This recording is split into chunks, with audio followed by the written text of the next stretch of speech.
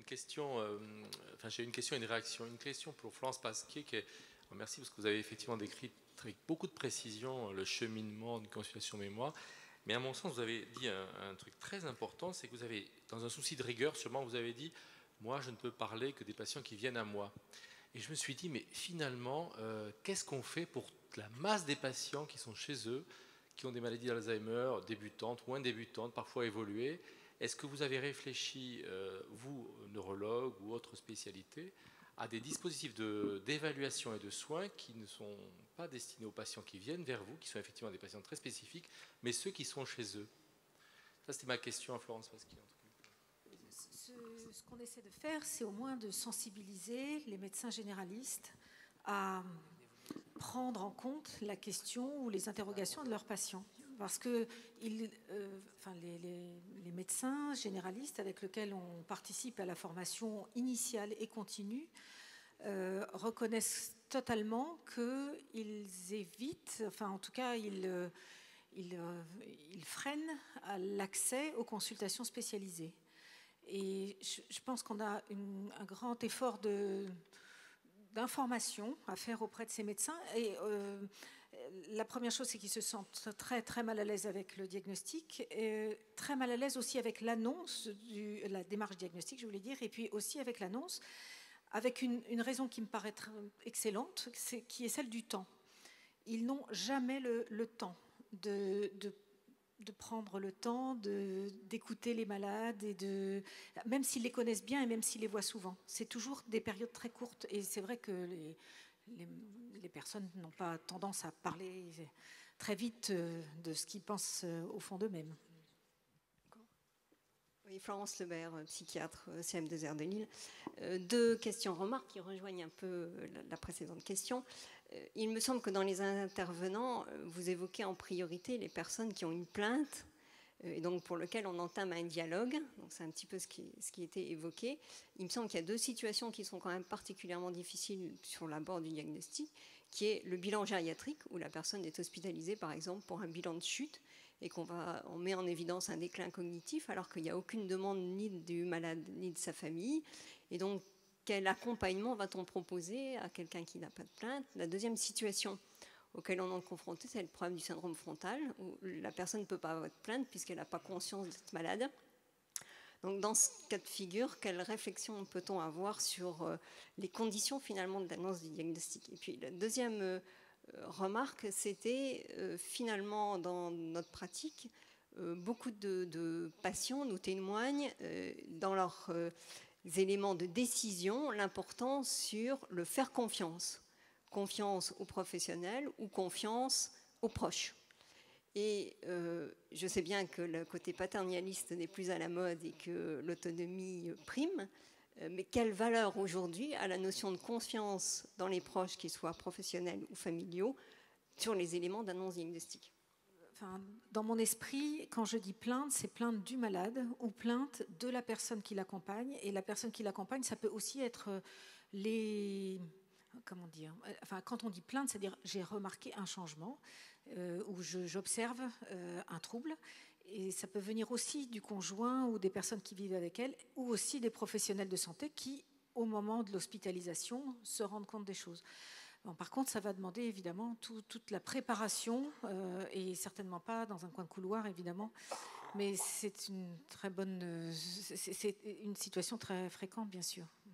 Et pour les gens anosognosiques, hein, ceux vraiment qui n'ont aucune conscience de leur trouble, ou en tout cas qui en ont éventuellement une conscience, mais aucun affect, là c'est compliqué. Mais en tout cas, ceux qui sont vraiment en difficulté, ce sont les gens qui vivent avec les malades. Donc c'est aussi... Enfin, on reçoit la parole et la plainte de la personne qui vit avec le malade. Une question, donc.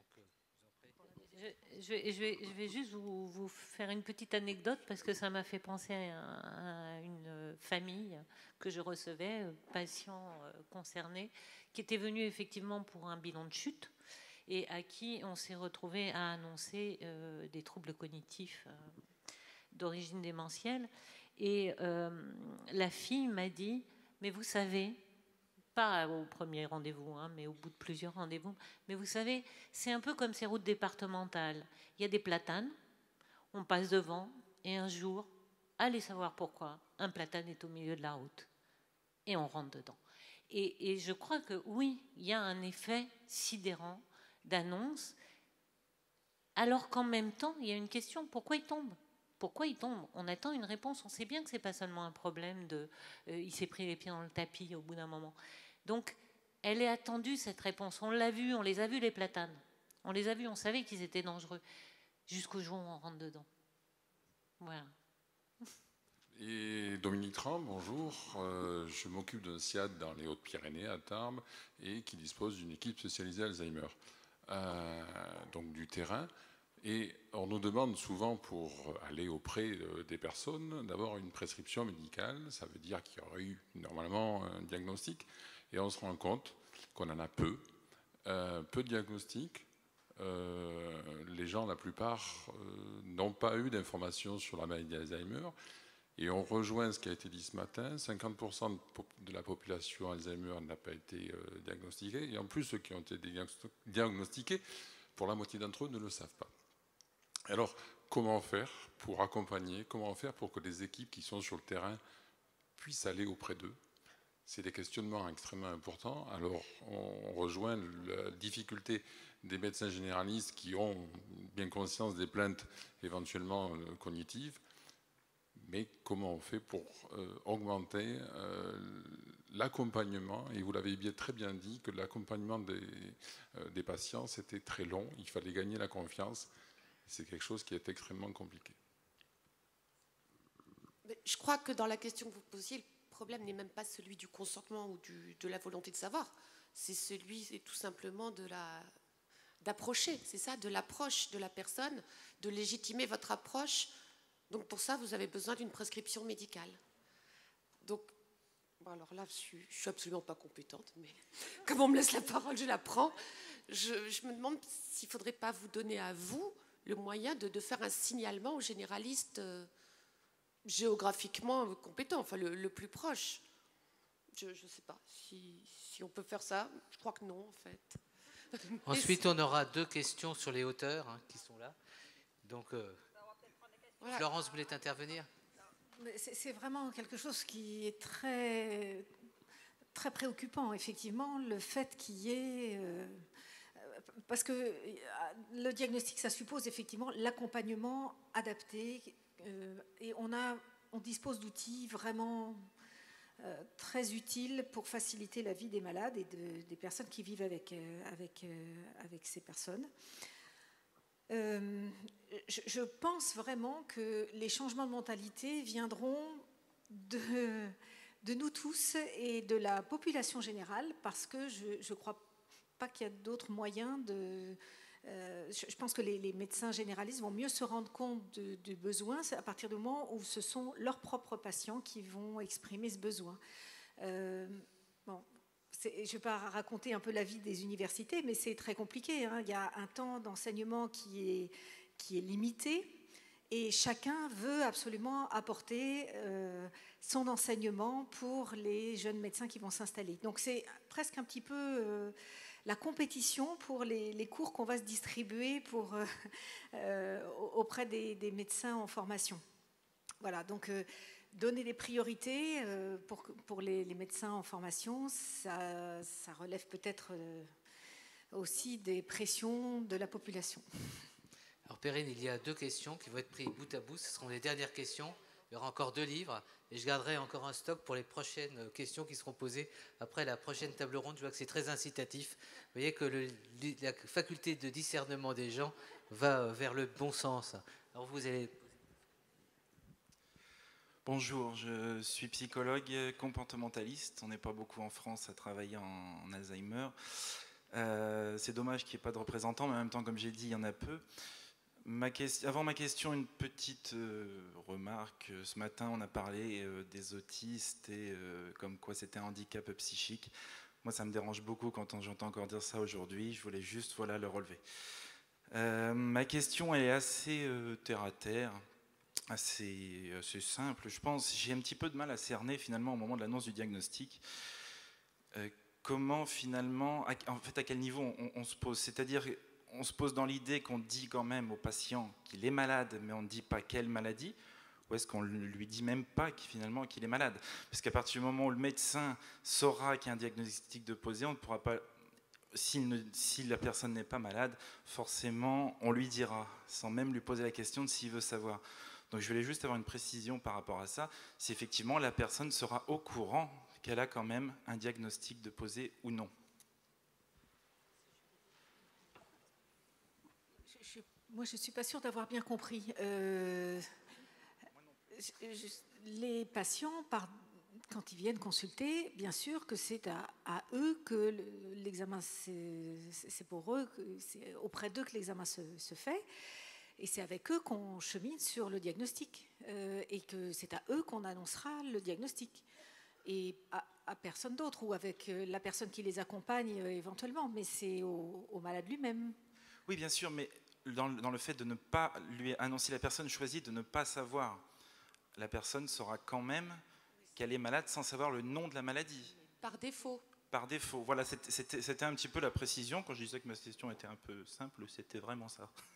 Merci. Mais ça, c'est vrai pour toutes les maladies. Je veux dire qu'on peut avoir une grosse tache, un gros bouton qu'on sait anormal et on ne va jamais le montrer à son médecin et on est malade. On sait qu'on a une affection visible, mais on ne veut pas savoir ce que c'est.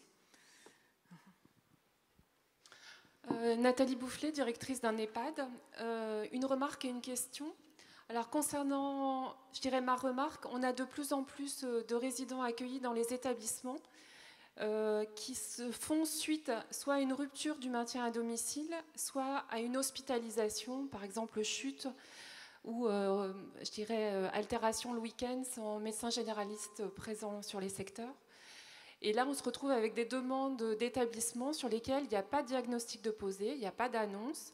La seule chose qui est constatée, c'est que le maintien à domicile n'est plus possible malgré tout ce qui a déjà été mis en place éventuellement. Et donc après, les familles cheminent dans les établissements avec les professionnels et finalement, petit à petit, les choses s'organisent et le diagnostic est parfois pas particulièrement posé et pas demandé. Et donc les établissements et les équipes vivent et s'adaptent et aux résidents et les familles avec. Donc ça, c'était ma première remarque. Et ma question, c'est depuis quelque temps, il y a encore un sujet tabou qui est le suicide des personnes âgées. Et je voulais savoir s'il y avait une corrélation ou des chiffres concernant l'annonce de la maladie d'Alzheimer et une corrélation avec le nombre de suicides chez les personnes âgées. Parce que ça, je pense que c'est encore très tabou. Merci.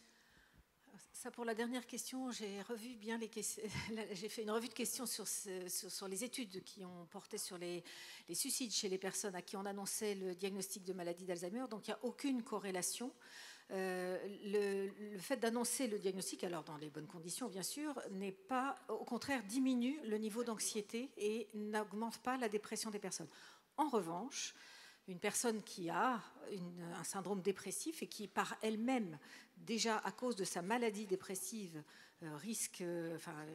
est en danger de commettre un suicide, l'annonce du diagnostic, comme tout autre événement, et pas de façon corrélée d'ailleurs, va pouvoir l'amener à passer à l'acte. Donc la première chose à faire, évidemment, c'est à s'assurer que cette personne n'est pas dans un état d'épisode dépressif majeur, c'est sûr.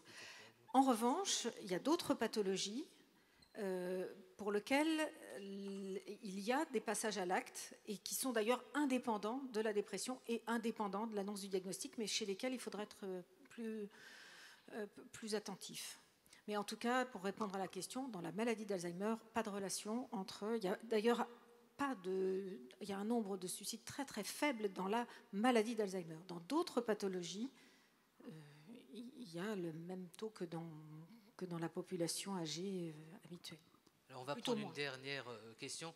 Marie-Françoise Crisper, qui est la directrice générale des éditions RS, qui est au premier rang, qui se retourne et dit « Qu'est-ce qui va me tomber sur la tête ?» sera obligé de mettre à disposition, je pense, une bonne dizaine de livres, parce qu'entre maintenant et ce qui va se poser tout à l'heure, il va falloir faire une livraison massive. Alors je vous donne la parole au psychologue. Oui, bonjour, je m'appelle Mademoiselle Creuset, je suis psychologue clinicienne et déjà je voulais vous remercier chacune pour vos interventions qui mettent à penser réellement et je pense qu'il y a un réel besoin de mettre les choses à penser au niveau de l'accompagnement, en tout cas pour moi. Et j'aurais une question pour Madame Ploska, pardon.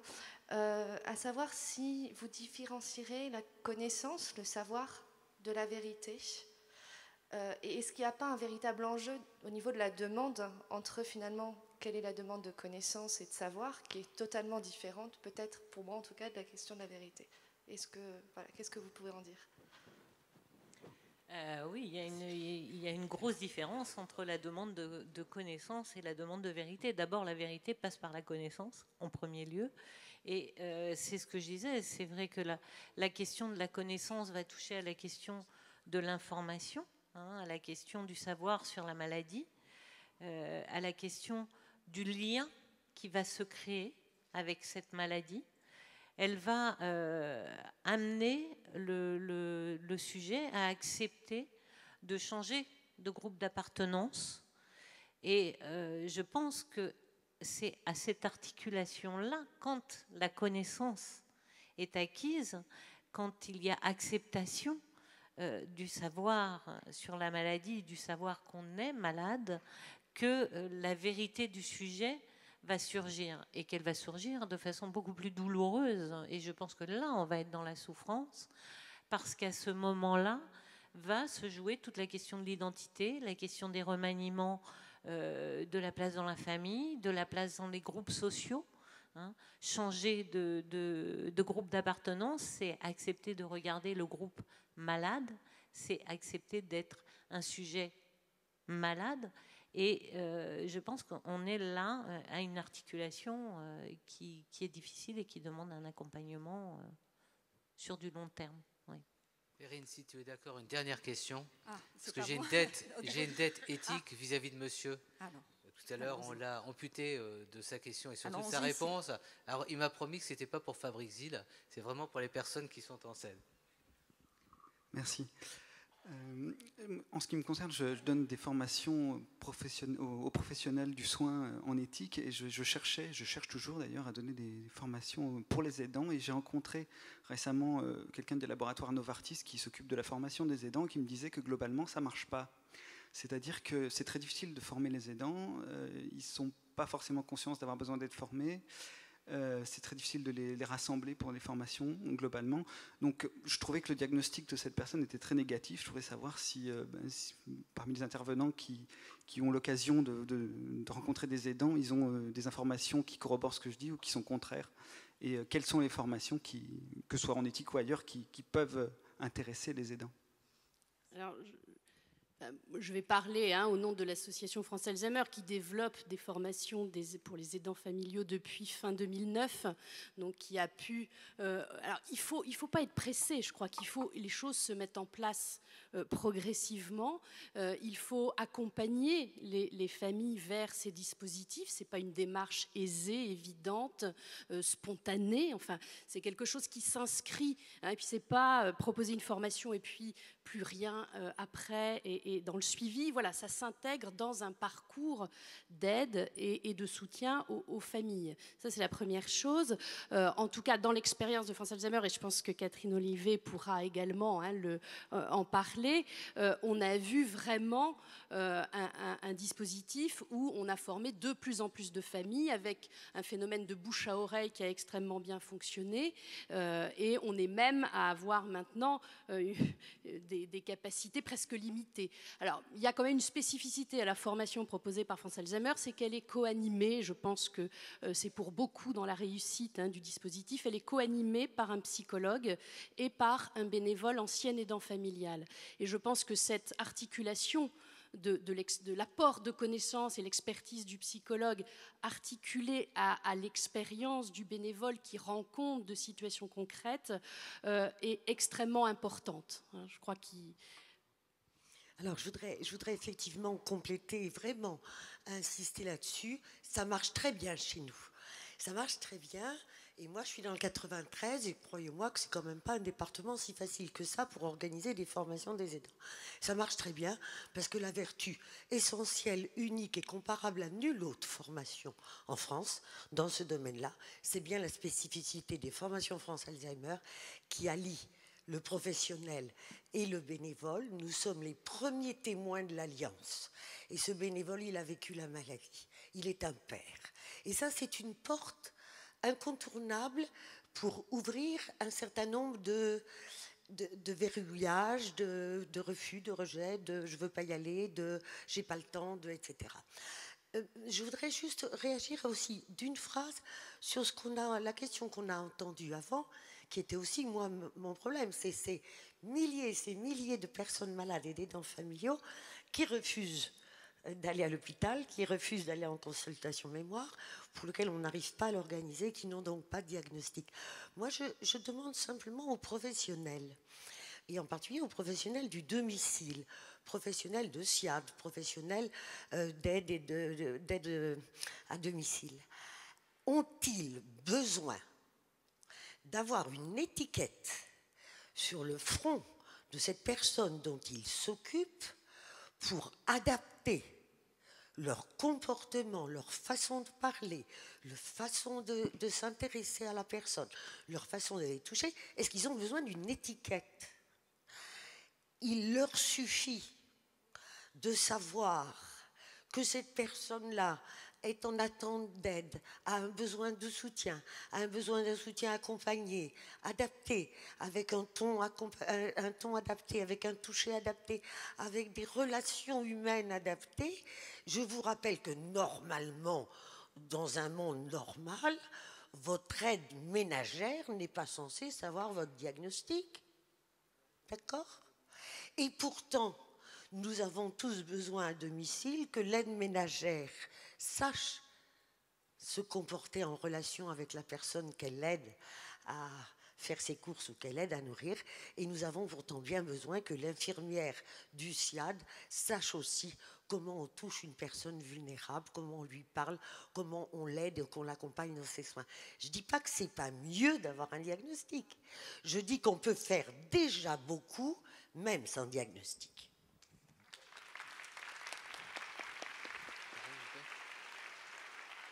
On a une personnalité locale, régionale de l'UNAF.